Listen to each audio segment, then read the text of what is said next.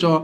கிட்டத்தட்ட ஒவ்வொரு மகாராஷ்டிரா, ஹரியானா இந்த மாநிலங்களில் தேர்தல் நடந்த சட்டமன்ற தேர்தலில் வந்து அதாவது கடைசி 1 மணி நேரத்தில் வந்து டோக்கன் கொடுத்து போட வச்ச ஓட்டுகளோட சதவீதம் திடீர்னு 1 மணி நேரத்தில் 15% உயர்ந்திருக்கு.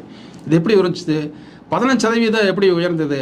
சென்ற தேர்தலில் பார்த்தீங்கன்னா 1000 2000 ஓட்டில் வாங்கினவன் 15,000 20,000 ஓட்டில் ஜெயிக்கிறான்.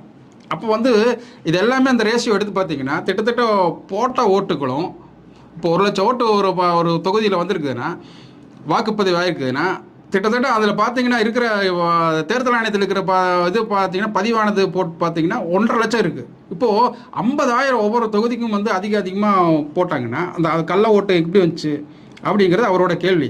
5 கேள்வி வைக்கிறார் தேர்தல் ஆணையத்துக்கு எதிராக.